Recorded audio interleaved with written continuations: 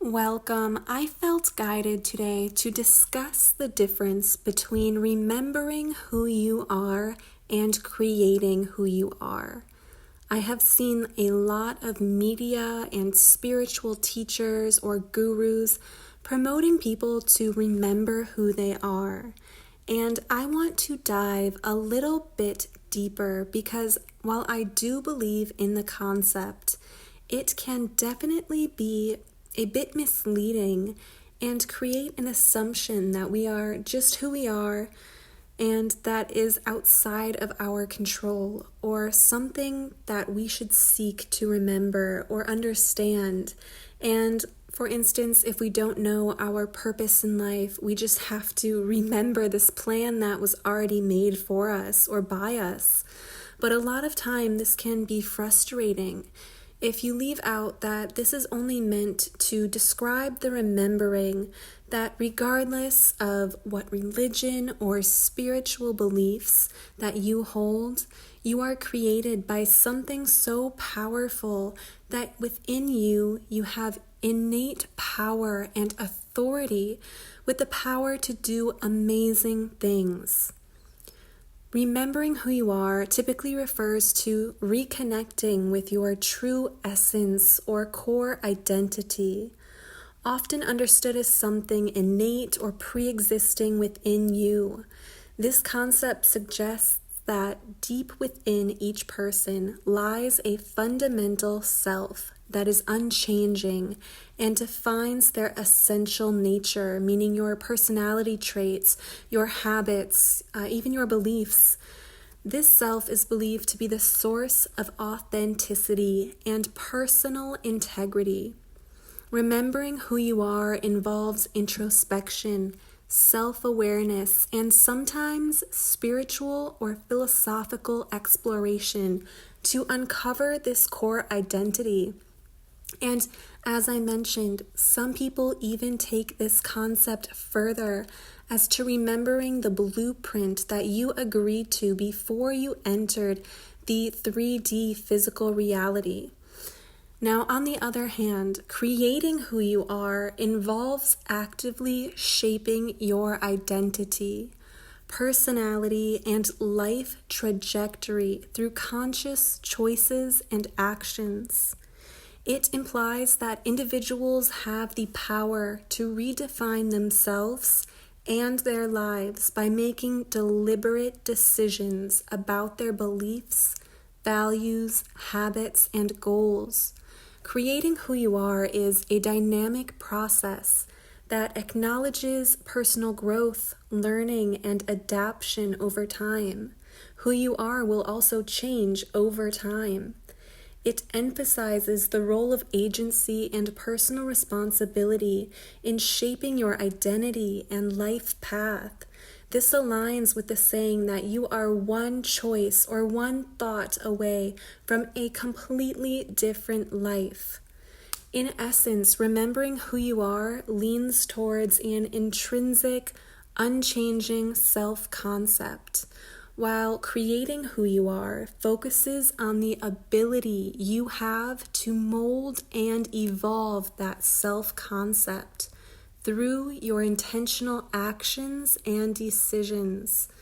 Now, I would love to tie these concepts together, so to speak, that although we do have innate identities and a soul that we come to this earth with, and a soul essence that has innate wisdom, which science really hasn't seemed to be able to explain much about, but we do have the research today to prove how much we choose and shape our reality and create who we are in every thought, with concepts I won't go into significant detail about, but there are concepts such as neuroplasticity, meaning we can reshape neural pathways and create new pathways and create new habits and new experiences for ourselves through many of our thoughts, actions, and habits. We shape what we experience and even have the ability to choose what part of our genes we turn on and off through epigenetics, meaning we literally have the power to turn on and off certain genes within our bodies like a light switch through things like our habits, our daily exercise, our food, our thoughts, our beliefs. So, do we need to remember who we are, or do we get to create who we are? I believe the answer is quite complicated, but most definitely a combination of both. We have so many tools that I would like to discuss today to explain how you can actively shape who you are, and these tools I want to discuss are all things that you may already be doing because they all start in our mind and our thoughts.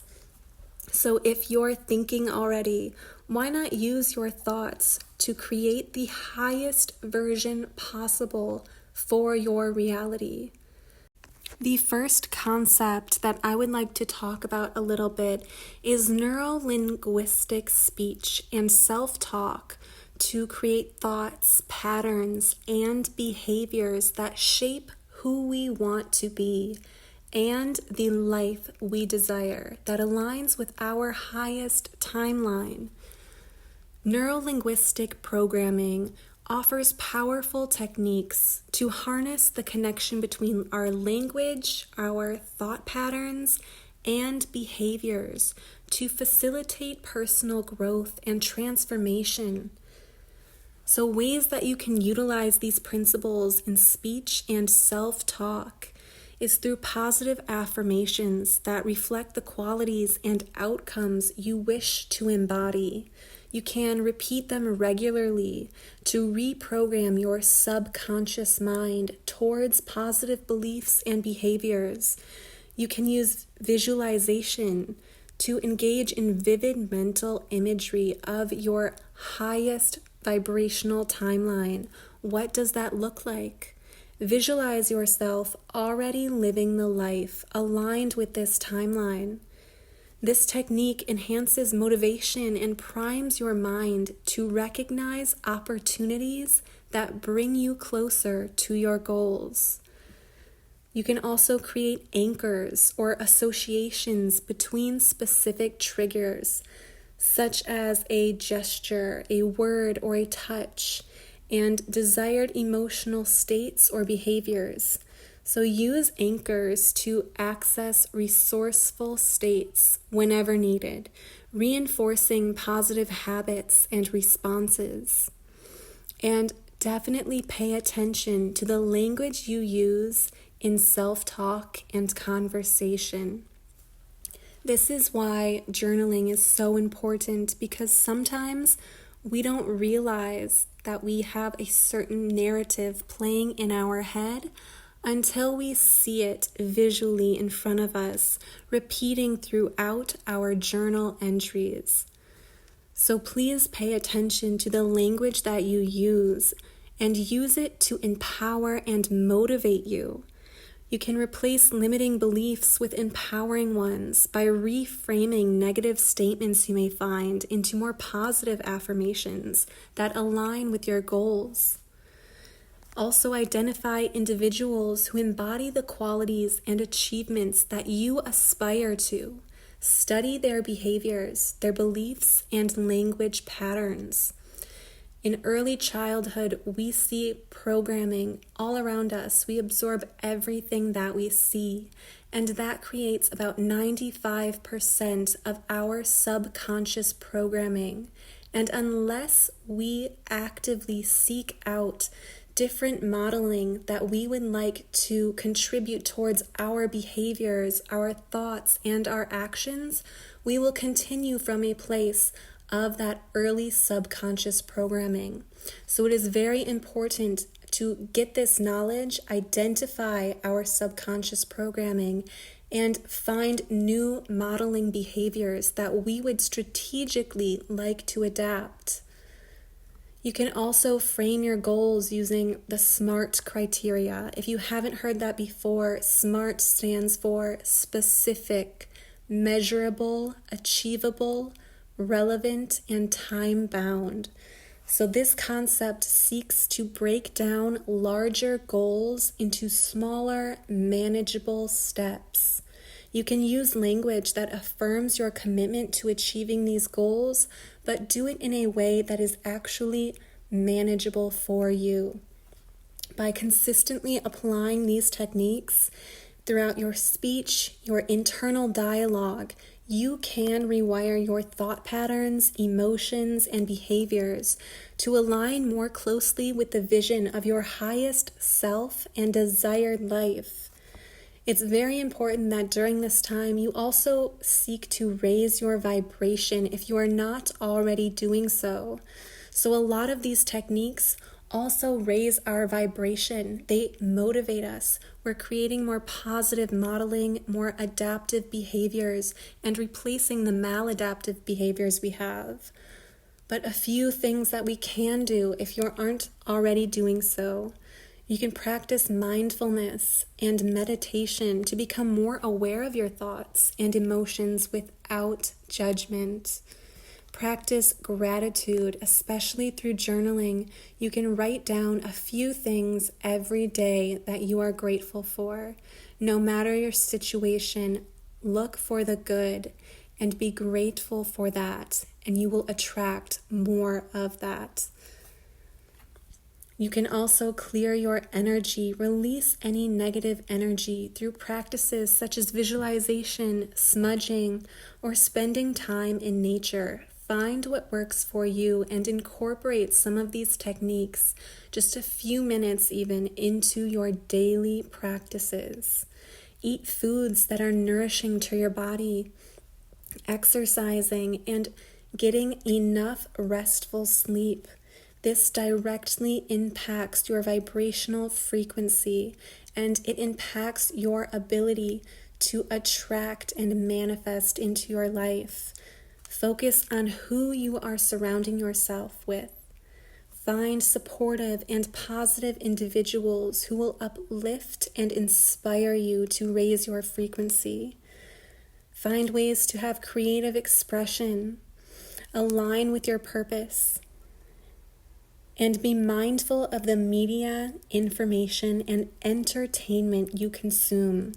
I will likely do a whole nother video dedicated just to the topic of conscious consumption, because everything from the colors that you have your room, if you have a cluttered home or a decluttered home, the color of the clothes you wear, the media that you are watching, how often you are reading the news. Is it positive? Is it negative? What songs and what lyrics are you constantly repeating in your head? These are the things that will also affect your vibration heavily, and we need to be mindful of what we are putting into our thoughts. By integrating these practices, you can gradually elevate your vibrational frequency and align with the energy of your highest self. So, by understanding the differences between remembering who you are and creating who you are, there are a bunch of techniques that you can incorporate in your daily activities to raise your vibration, empower yourself, have more positive self-talk. These practices not only foster personal growth, but they also enhance your ability to positively impact the world around you. It takes about 28 days to develop a habit, and for some people it may take much longer, and that is okay. We should have grace with ourselves during this period, but also choose to be disciplined with our commitment to ourselves. Because as we think, we shall become, and each thought we have, each thing that we speak, and each thing we do shapes who we are and what we experience in the world. This starts and ends with us. This is where we can choose to deliberately choose to shape your life, to be in alignment with your highest good. Visualize it and choose to think thoughts, create habits and actions that the version of you would have. And I feel like someone may have really just needed to hear that, even if you are still figuring out who you are or what you are meant to be doing. There is nothing in particular that you are meant to be doing at this time. You get to choose what you are going to do and who you are going to be every single day. And if you don't like what you choose or what you have chosen for most of your life, you can wake up tomorrow and change everything with one thought. That's all it takes. You are one thought or one action, one decision away from a completely different life. So make it beautiful. Thank you so much for bringing your beautiful energy to this reading. I am sending you all lots of peace, pure white light, and unconditional love.